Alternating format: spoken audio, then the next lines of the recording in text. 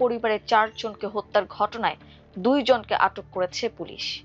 ইয়াবা সেবনে বাধা দেয় রংপুর জিলা স্কুলের সাবেক শিক্ষক গণপতি চক্রবর্তী, তার স্ত্রী ও 2 সন্তানকে পরিকল্পিতভাবে হত্যা করেন তারা। পরে হত্যার ঘটনা ভিন্ন খাতে নিতে ঘরের জিনিসপত্র ছড়িয়ে রেখে ডাকাতির নাটক সাজানোর চেষ্টা করা হয়। রোববার বেলা 1:30টার দিকে পুলিশ কমিশনার মোহাম্মদ আব্দুল মাবুদ তার কার্যালয়ে সংবাদ সম্মেলনে এ তথ্য জানান। আটক 2 জন হলেন সিদ্ধার্থ দাস ও মুগ্ধ দাস। তারা সম্পর্কে মামাতো ফুফাতো ভাই। নগরের দক্ষিগঞ্জ শ্মশান এলাকা থেকে তাদের আটক করা হয়। তাদের বাড়ি নিহত গণপতি চক্রবর্তীর বাড়ির আশপাশে। পুলিশ কমিশনার মোহাম্মদ আব্দুল মাবুদ জানান, গত বৃহস্পতিবার রাতে রংপুর নগরের মাছুয়া পাড়ায় পাশের একটি ভবনের ওপর দিয়ে গণপতি চক্রবর্তীর নির্মাণাধীন 3 তলা বাড়ির 3য় তলার ছাদে ওঠেন মুগ্ধ ও সিদ্ধার্থ। সেখানে তারা ইয়াবা সেবন করছিলেন। শব্দ পেয়ে গণপতি চক্রবর্তী 3য় তলার খোলা ছাদে গিয়ে ইয়াবা সেবনে বাধা দেন। এ সময় ওই 2 তরুণ গলায় গামছা পেঁচিয়ে তাকে হত্যা করেন। গণপতি চক্রবর্তীর চিৎকার শুনে তার স্ত্রী প্রীতিলতা চক্রবর্তী 3য় তলার ছাদে যাওয়ার চেষ্টা করলে সিঁড়িতে তাকে হত্যা করা হয়। এরপর মেয়ে আগামী চক্রবর্তী ছাদে ওঠার চেষ্টা করলে তাকেও হত্যা করা হয়। পরে ঘরে ঘুমিয়ে থাকা 13 বছর বয়সী ছেলে আয়ুষ চক্রবর্তীকে শ্বাসরোধে হত্যা করা হয়।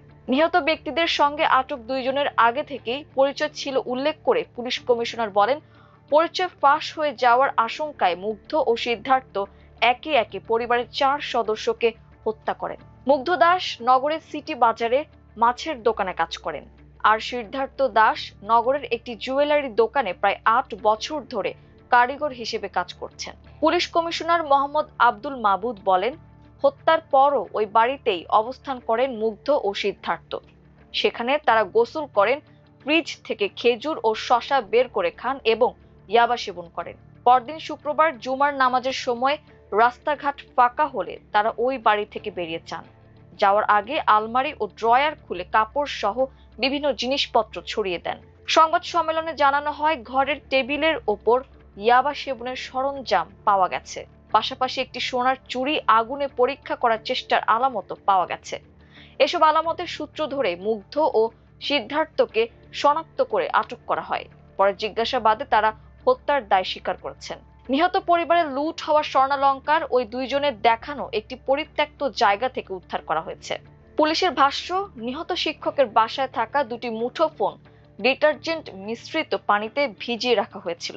আলামত নষ্ট করার উদ্দেশ্যেই এমনটি করা হয়ে থাকতে পারে। ঘরের ভেতর থেকে খেজুরের বিচি জব্দ করে ডিএনএ পরীক্ষার জন্য পাঠানো হয়েছে। তবে পুলিশের এই বক্তব্যকে নাকচ করেছে জামায়াত ইসলামী। রোববার নিহতের বাড়ি পরিদর্শনকালে রংপুর 3 আসনের জামায়াতের এমপি অধ্যাপক মাহবুবুর রহমান বেলাল এবং মহানগর আমির অধ্যক্ষ এটিএম আজম খান বলেন, আইন শৃঙ্খলার চরম অবনতি ঘটেছে। পুলিশের সঠিক ভূমিকা না থাকার কারণে নগরীতে মাদক সহ হত্যাকাণ্ডের ঘটনা বাড়ছে। সামান্য মাদক সেবন করে 2 জন যুবক একটি পরিবারের 4 জনকে একে একে হত্যা করবে, এটা মেনে নেওয়ার মতো নয়। পুলিশ সঠিক তথ্য তুলে না ধরলে আমরা এর বিরুদ্ধে আন্দোলন গড়ে তুলব। নিহতের বাড়ি পরিদর্শনকালে মহানগর বিএনপি আহ্বায়ক শামসুজ্জামান সামু এবং সদস্য সচিব মাহফুজুর নবী ডন বলেন, এ ঘটনায় আমরা মর্মাহত। আমরা পুলিশের ঊর্ধ্বতন কর্মকর্তাদের বলেছি, প্রকৃতপক্ষে হত্যাকারী যারা তাদেরকে গ্রেফতার করে আইনের আওতায় নিয়ে এসে মানুষের কাছে সঠিক তথ্যটি উপস্থাপন করতে। কারণ এই ঘটনাকে কেন্দ্র করে অনেকে ঘোলা পানিতে মাছ শিকার করার পায়তারায় লিপ্ত রয়েছে। তারা আরো বলেন, সরকারকে বিভ্রান্ত করতে, ইমেজ ক্ষুণ্ণ করার জন্য একটি পক্ষ সর্বদা মাঠে কাজ করছে, সেটিকেও আমলে নিয়ে পুলিশকে সঠিক তদন্ত করতে হবে। পুলিশের দাবিকে নাকচ করেন নিহতদের প্রতিবেশীরাও। তারা বলেন, 2টি ছেলে এক বাসার ছাদ থেকে আরেক বাসায় গিয়ে ইয়াবা সেবন করে মাতলামো করবে, আর তাদের বাধা দিতে গেলে তারা বাড়িওয়ালা সহ একে একে পরিবারের সবাইকে হত্যা করবে, এটা আমরা মেনে নিতে পারছি না।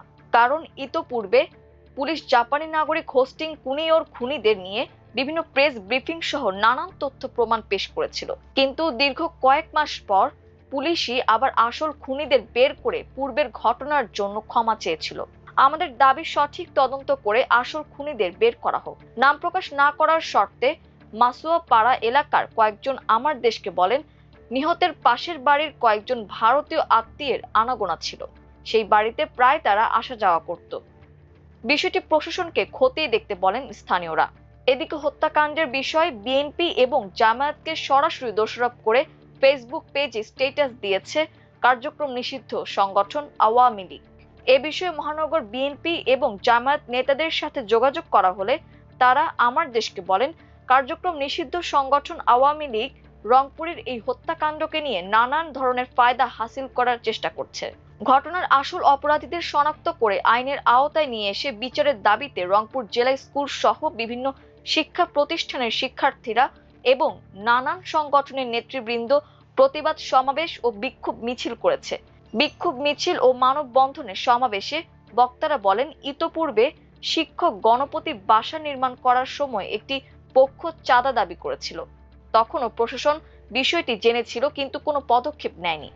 কারা চাঁদা চাইলো, কেন চাইলো, এ বিষয়ে যদি প্রশাসন পূর্বেই পদক্ষেপ নিত তাহলে হয়তো এমন নৃশংস ঘটনা ঘটতো না। এদিকে এ ঘটনায় কোতোয়ালী থানায় একটি হত্যা মামলা দায়ের করেছে নিহতের ভাই গোপীনাথ চক্রবর্তী।